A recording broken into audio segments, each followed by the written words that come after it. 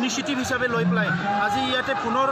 ধৰ্ণা কাৰ্যসূচী ৰূপায়ণ কৰিছোঁ আৰু ভাৰত চৰকাৰৰ এটা কমিটমেণ্ট আছিলে 2014 এই বিজেপি চৰকাৰৰ যে আমি যদি ক্ষমতালৈ আহোঁ আমি নতুন ৰাজ্য গঠন কৰিম যিমান দাবী আছে ৰাজ্যৰ এই সমস্যা সমাধান কৰিম কিন্তু আজি 2014 পৰা 2019লৈকে এই সমস্যাবিলাক সমাধান নকৰিলে আমি দেখিবলৈ পালোঁ যে কাশ্মীৰটো দ্বিখণ্ডিত কৰি পেলাই দুটা ইউনিয়ন টেৰিটৰী গঠন কৰা হ'ল শেহতীয়াভাৱে দাদৰা নগৰ হাভেলী মাৰ্চ কৰি পেলাই এটা কৰা হ'ল আজি এই চৰকাৰখনে যি পলিচি ল'ব পাৰে সেই পলিচিয়ে লয় কিন্তু ইমান দশকৰ পৰা দশক ধৰি যিটো সংগ্ৰাম চলি আছে পৃথক ৰাজ্যৰ সংগ্ৰাম এইটো সমাধান কৰাৰ কাৰণে আজি কোনো ব্যৱস্থা লোৱা নাই শেহতীয়াভাৱে আমি দেখিবলৈ পাইছোঁ যে অশোক নিতে বুলি এজন বিজেপিৰ সাংসদ যিটো নেকি গাৰ্ডচিলৰী মহাৰাষ্ট্ৰৰ হয় তেখেতক প্ৰাইভেট মেম্বাৰ বিল আনিবলৈ বিজেপিয়ে আজি তেখেতসকলে ৰাজনীতিক লাভালাভৰ কাৰণে এই কামটো কৰিবলৈ দিছিলে যেতিয়া মহাৰাষ্ট্ৰত যেতিয়া চৰকাৰখন তেখেতসকলে গঠন কৰিব নোৱাৰিলে যেতিয়া শিৱসেনা কংগ্ৰেছ মিলি চৰকাৰ গঠন কৰিলে তেতিয়া প্ৰাইভেট মেম্বাৰ বিল আনি পেলাই অশোক নিতে বুলি এজন সাংসদক তেখেতসকলে দায়িত্ব দিলে আমি সেইটোৱে ৰাজ্য গঠন কৰাৰ যিটো দাবী এই দাবীটো লৈ পেলাই ৰাজনীতি কৰি আছে আৰু আমি তেখেতসকলক সকীয়াই দিছোঁ আহ্বান কৰিছোঁ যে এই দাবীটো লৈ পেলাই ৰাজনীতিকৰণ কৰিব নালাগে যি অঞ্চলবিলাকত আজি ৰাজ্য বিচাৰি আছে সেই অঞ্চলবিলাক আজি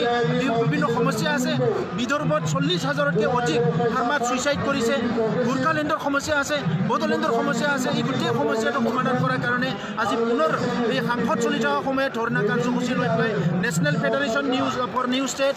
বিদৰ্ভ ৰাজ্য আগাৰী অল বডো ষ্টুডেণ্ট ইণ্ডিয়াৰ people joint action committee NDP প্ৰগ্ৰেছিভকে আদি কৰি সকলো একত্ৰিত হৈ পেলাই আমি দাবী জনাইছোঁ যে চৰকাৰে সোনকালে পলিচি ল'ব লাগে ডিচিশ্যন ল'ব আৰু এই সমস্যাবিলাক স্থায়ী সমাধান কৰিব লাগে এইটোৱে আমি দাবী জনাইছোঁ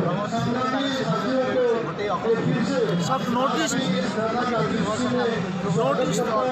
ইষ্টত কোনো এজন ব্যক্তিয়ে এইটো বিচৰা নাই কোনো এটা দল সংগঠনে বিচৰা নাই কোনো খিলঞ্জীয়া মানুহ বিচৰা নাই কোনো ট্ৰাইবেল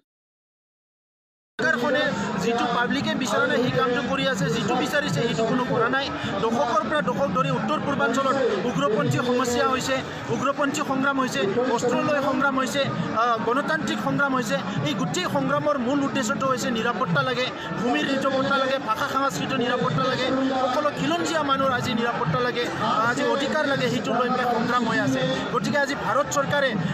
যিবিলাক মানে ৰাইজে বিচাৰিছে সেইবিলাক নকৰি পেলাই যিতে ৰাজ্য বিচৰা নাই সেইবিলাকে আজি চৰকাৰে কৰিব কৰিবলৈ দেখা পাইছোঁ সেইকাৰণে আমি চৰকাৰক কৈছোঁ যে ৰাইজৰ যিটো চেণ্টিমেণ্ট এই চেণ্টিমেণ্টৰ লগত কোনো খেলিব নালাগে ৰাইজৰ চেণ্টিমেণ্টটো অনাৰ কৰক পিপলছ যিটো এছপিৰেশ্যনটো অনাৰ কৰক আজি ভাৰতৰ সংবিধানে কি কৈছে সকলোকে নিৰাপত্তা দিব লাগে সকলোকে নিৰাপত্তা দিব লাগে ফাণ্ডামেণ্টেল ৰাইট দিব লাগে মৌলিক অধিকাৰ দিব লাগে আজি সেই কথাটো ভাৰত চৰকাৰ মানে ভাৰতৰ সংবিধানে কৈছে গতিকে এনেকুৱা সময়ত আমি চৰকাৰক দাবী জনাইছোঁ প্ৰায়ৰিটিত খিলঞ্জীয়া মানুহৰ নিৰাপত্তা ট্ৰাইবেলৰ নিৰাপত্তা এইটো হ'ব লাগে আৰু যিবিলাক সমস্যা আজিলৈকে স্বাধীনতাৰ পিছত সমাধান হোৱা নাই এই সমস্যাবিলাক স্থায়ী সমাধান কৰিব লাগে আমি চৰকাৰক আহ্বান জনাইছোঁ